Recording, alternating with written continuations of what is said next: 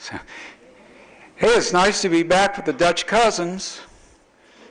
I was there for the first one in 2005. They talked me into doing a bus tour in 2007. They talked me into do something every time. But it's nice. There's always new folks here. Last night I was in line and a lady said, "You know, you're the reason I'm here." I said, "Yeah." I said, "Why?" She said, "I wanted to hear Vince Akers speak before he died."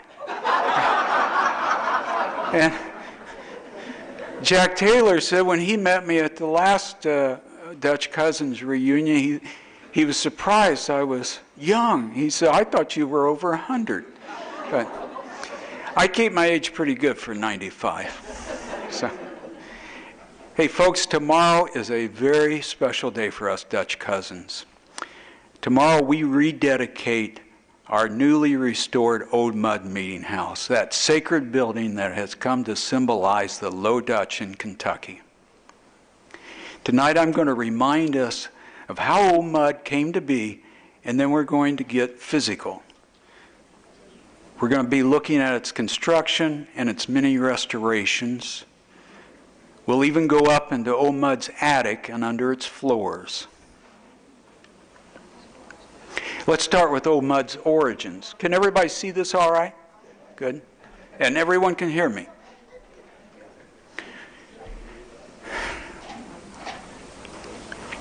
The first of our Low Dutch ancestors came to Kentucky in two large groups in the spring of 1780, 2 decades before the construction of Old Mud. Most of us Dutch cousins can probably find a signature or 2 or 3 among these 46 inhabitants of Kentucky settlement of the Low Dutch Reformed Church persuasion, who sent a petition in 1783 to the Continental Congress asking for a land grant. Our Low Dutch ancestors, like other pioneers risking life and limb to move west, had hopes for a better life for themselves and their families.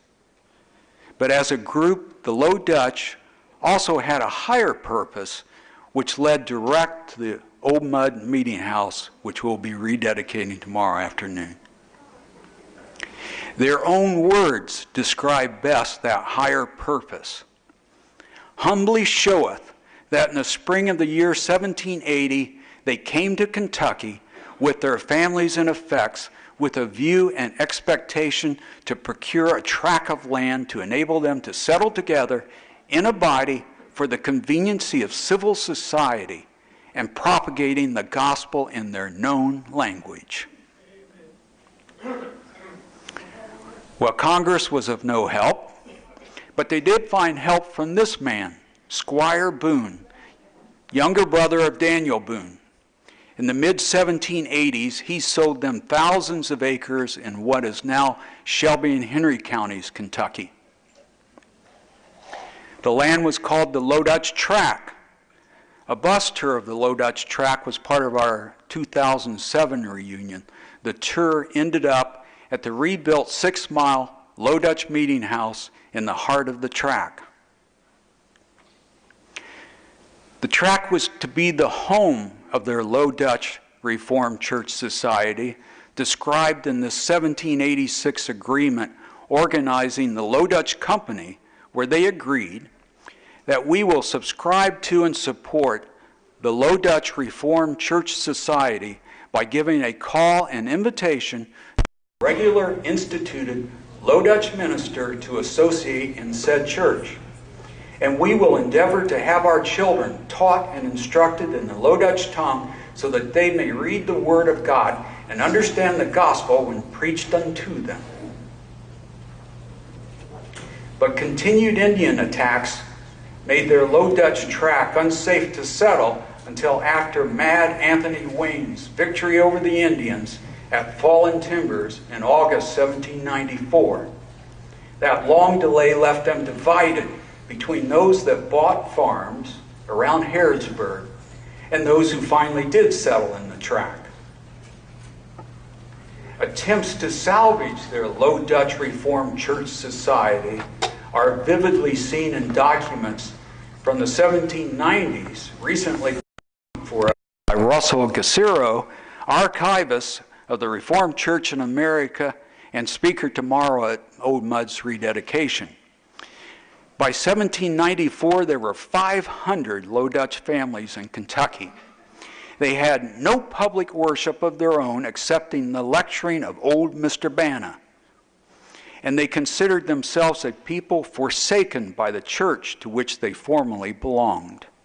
They had sent a call for a minister who could preach in Dutch and English, but in August 1795, with upwards of 40 children to be baptized, they changed that plea to one for a speedy supply, either in Dutch or English.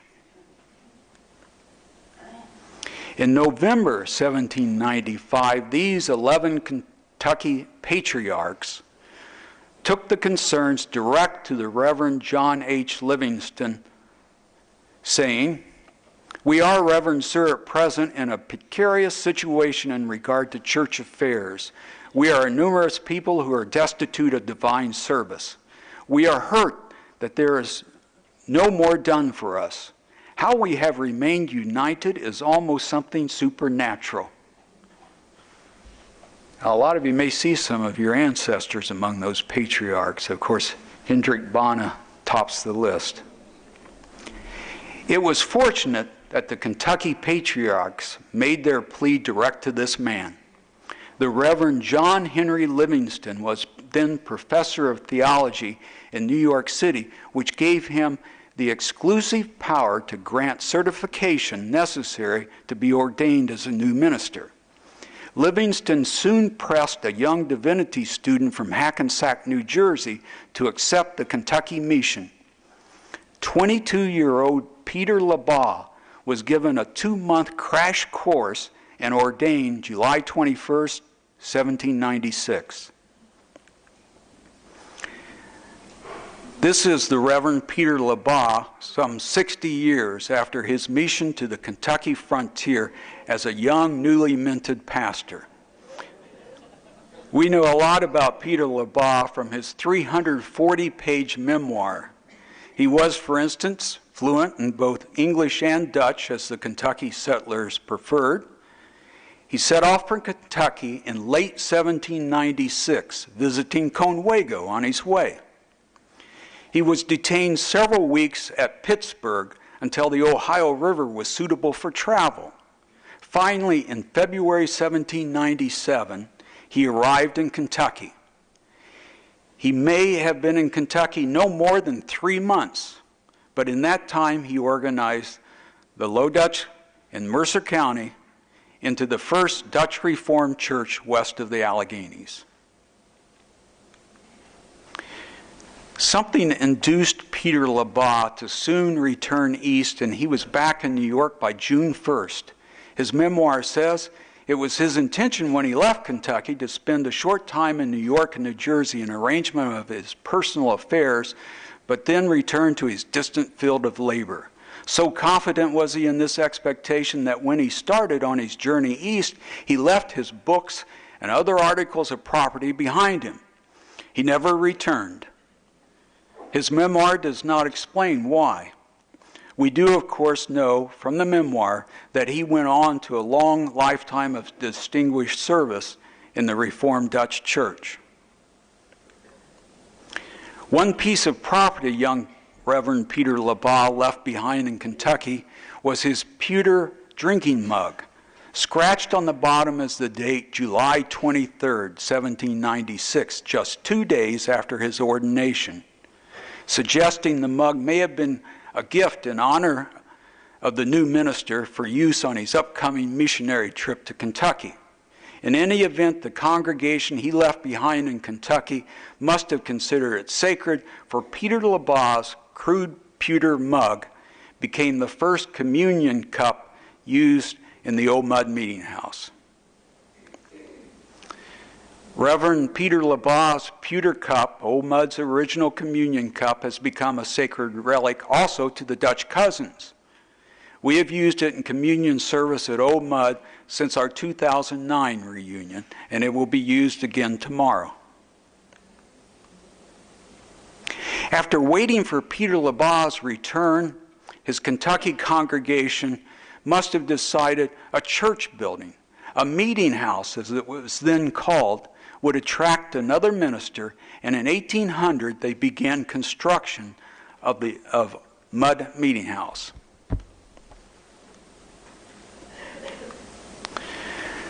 So if Old Mud was erected in 1800, as the sign says, you wouldn't know it from the deed for the 3-acre site. The deed is dated December 22nd, 1800, just days before the end of the year. However, this May 12th, 1800 document, it's the one over there by the door, shows that the site purchase had been struck much earlier. These articles of the Low Dutch Reformed Church raised the money by subscription to construct a house of worship to be built on a 3-acre lot of land purchased from David Adams. The highest contributors were to get the best pews. So construction probably began earlier in 1800 than the deed. One of those 1800 subscription papers turned up in Iowa a century ago and was published in Carrie Allen's 1916 Van Nuys Family History. The scarcity of money is obvious when we see the subscription pledges were for things such as second-rate cows, ewes, lambs, owed heifers, fat steers, and bushels of rye. It's highly doubtful that Old Mud could have been finished in 1800. Its construction may well have taken years. The 1900 historic sketch of Old Mud tells us that Henry Cummingore was appointed to go to New Jersey to solicit funds to complete Old Mud. The receipt he gave one New Jersey church for its $10 collection is dated October 22, 1804, possibly indicating construction was still going on at that date. Now, this would not at all be unusual, as we know from the history of one of Old Mud's daughter churches in Johnson County, Indiana. When the Greenwood Presbyterian Church began building their frame church in the fall of 1832, they got the frame completed, the roof on, and 20 feet of one end enclosed before winter set in. The rest of the building was finished little by little over a period of several years. It kind of sounds like restorations. Well, no wonder it took so long. It was no simple work. Let's look at the construction techniques. Old Mud is first and foremost a hewn timber frame building put together with interlocking mortise and tenon joints fastened together with wooden pegs. It's all made with hand tools. It was primitive, it was labor intensive, and it was time consuming. And it was a work of art. Timber framing is crude yet beautiful, even after aging 2 centuries.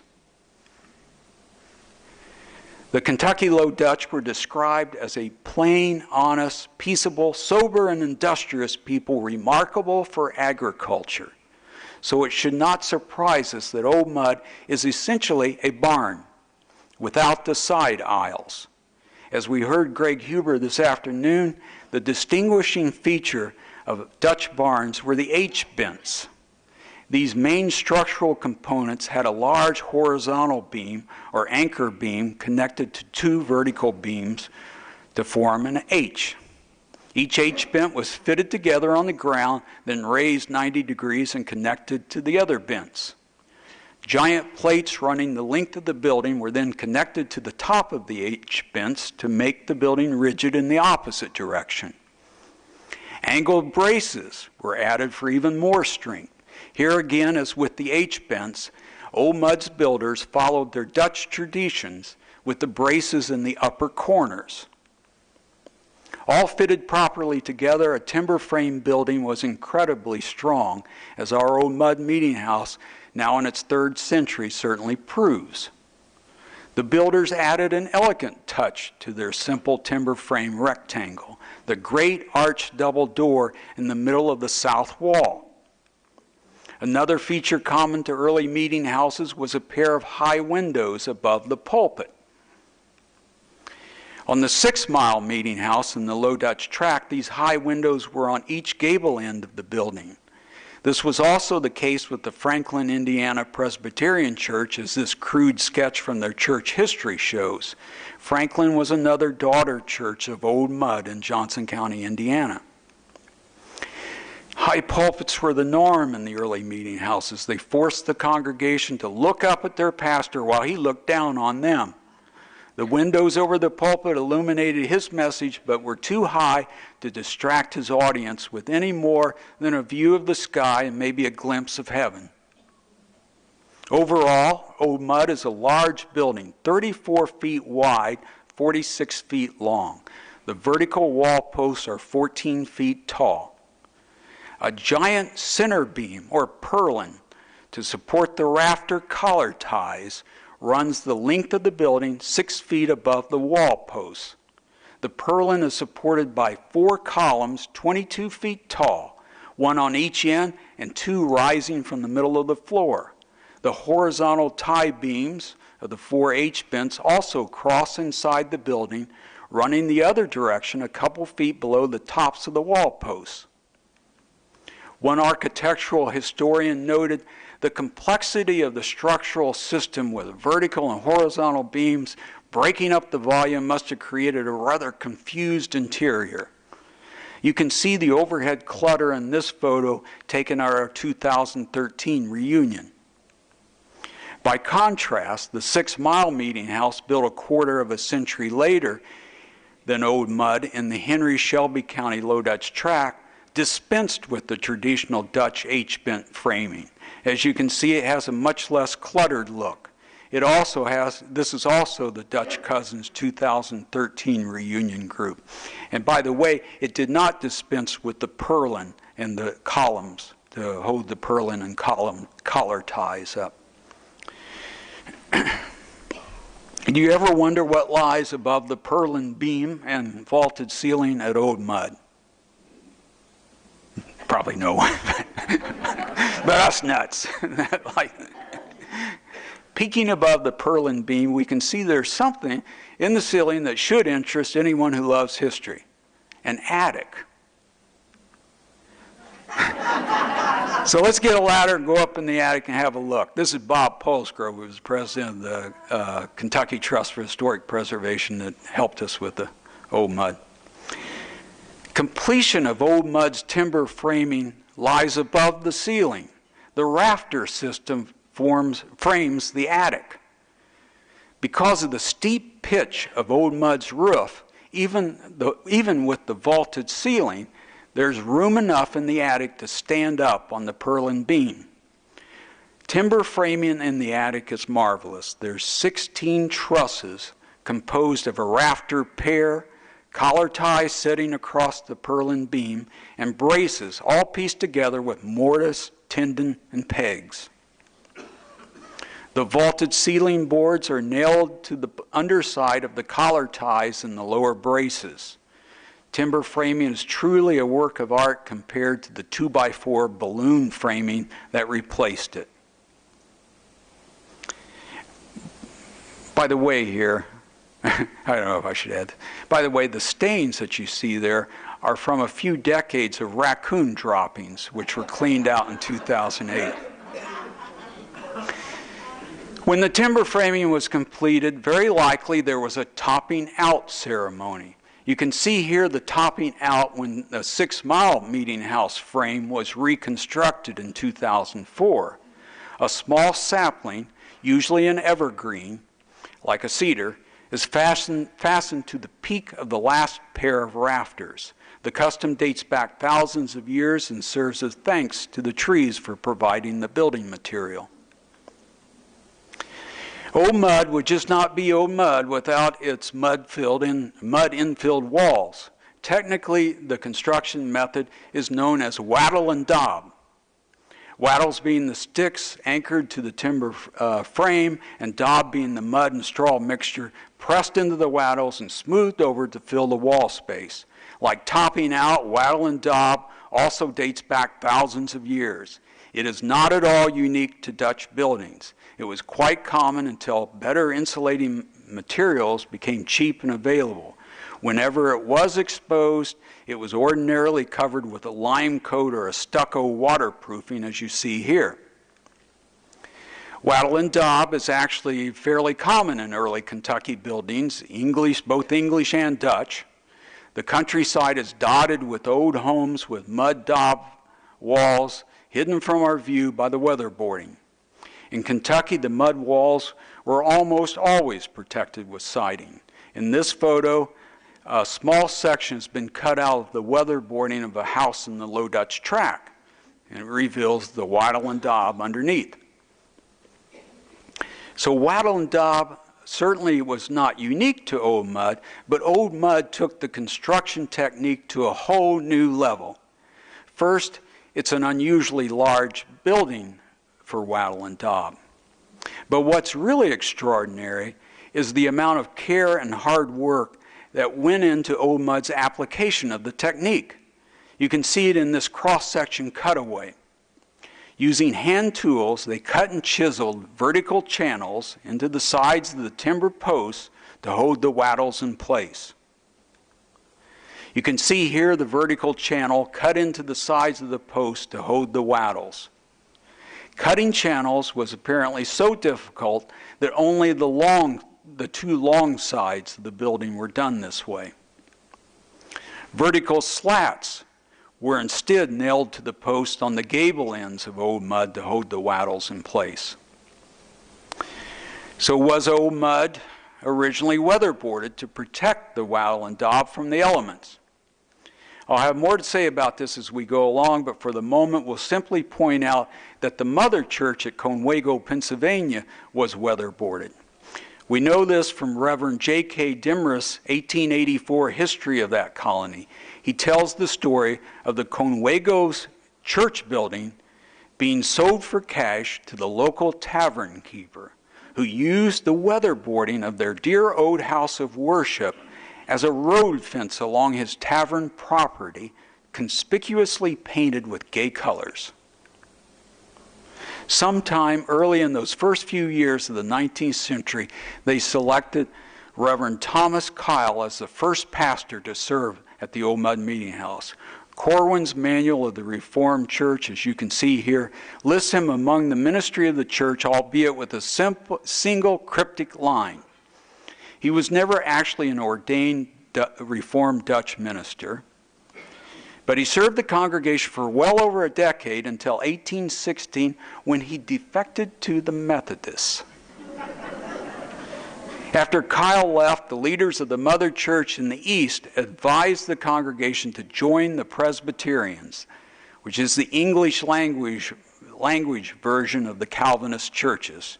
Indeed, the church in the Henry Shelby County Low Dutch tract had gone Presbyterian even before 1800. So the Old Mud congregation turned to this man, the Reverend Thomas Cleland. He was already in charge of two nearby Presbyterian churches where Low Dutch were prominent members. These were the New Providence and Cane Run, soon to be Harrodsburg.